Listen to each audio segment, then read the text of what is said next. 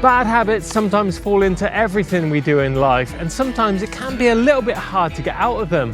So here's a few of the most common ones that happen when we're riding our e-mountain bikes.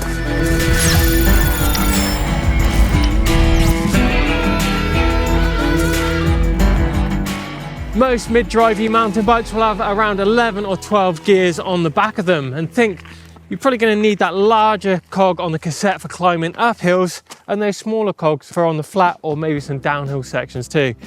Combined with this, you're also going to have power mode. You're going to have eco, trail and turbo mode. Eco mode usually for kind of flat cruising between trails, and you've got that turbo mode for blasting up those steep tech uphill sections. And to get the best out of your e-mountain bike, you're going to need to be in the right gear and the right power mode at the same time. And the reason for this is that the motor will need to be at the correct cadence range, usually at around 70 to 80 RPM.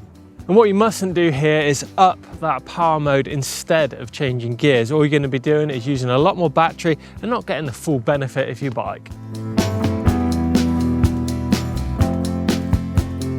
One bad habit you do not want to get into is bad chain maintenance. This can get very costly.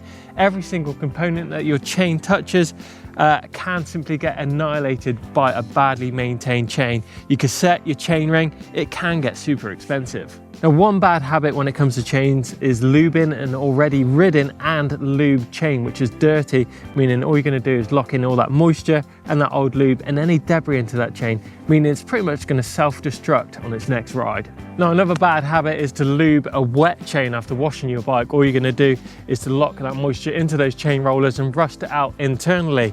You just need to be using the right lubes for the conditions that you're riding, and also be that wet or dry, and just make sure you're using a bike specific chain oil instead of a generic oil, because they can wash off the chain or attract dirt, meaning again it's going to annihilate that chain super quick.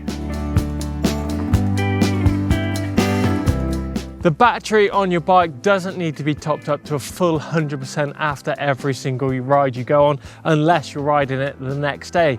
Say for instance, you went out at the weekend and you weren't using it to the following weekend, just top your battery up to around 60% and then top it up to that full 100% before you head out for your ride. Whatever you do, you never leave your battery discharged for long periods of time. If you are storing your bike, just make sure your battery is topped up to around 60% and take it inside. Maybe take it out of your cold shed and take it out of the bike. Keep it around 20 degrees Celsius and keep it away from extreme levels of temperature, be that hot or cold, and keep it out of direct sunlight. One of the most important components on your e-mountain bike is going to be the dropper seat post, and it's really important to know when to raise it up and when to lower it down when you're out there on the trail. An e-mountain bike is quite different to a mountain bike. For starters, you'll be spending more time on the bike and there'll be no pushing. This will also require different techniques, especially when it comes to climbing. Getting up a climb requires using the right power mode and cadence, something which is difficult to achieve when standing up out of the saddle. If you do this, you'll either spin inconsistently or have your weight in the wrong position. You need to stay seated for the majority of climbs on your e-bike. And when it comes to descending on your e-mountain bike, just make sure you get that saddle down and low and out of the way. One thing it's going to do is make that bike suspension work correctly, and it's also going to allow you to get in the correct position, meaning it's going to allow you a lot more control over that bike. It's going to make a world of difference when you hit those downhill runs.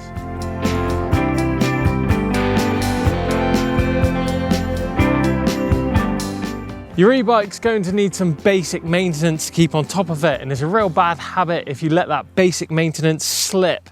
And it's definitely going to bite you on your butt out on the trail next time you ride. So here's a few things you definitely need to be checking out before you hit the trails.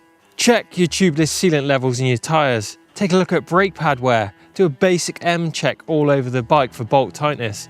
Take a look at how worn your chain and cassette is. Check for loose bearings, tyre damage, and also what pressure you're running your tyres at. Check for loose spokes, give the wheels a spin, make sure they're running nice and straight, and also check the sag on your suspension.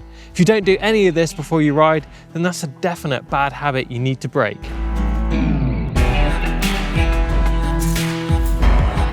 Boost or turbo mode is one of the most satisfying things about riding an e-mountain bike, and it's great if you use it in the right places.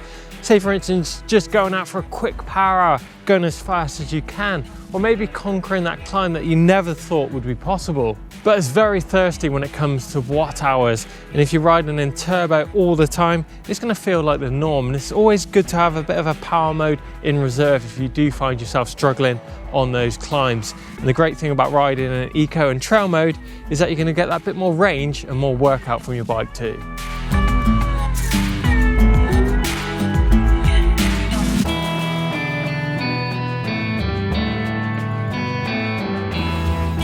So there you go, a bunch of bad habits that are pretty easy to fall into on your e-mountain bike. Get involved in the comments box if you do any of those, or if you've got any other bad habits. Give us a thumbs up if you enjoyed it. Make sure you subscribe to us here on eMBN, and we'll see you out there on the trails.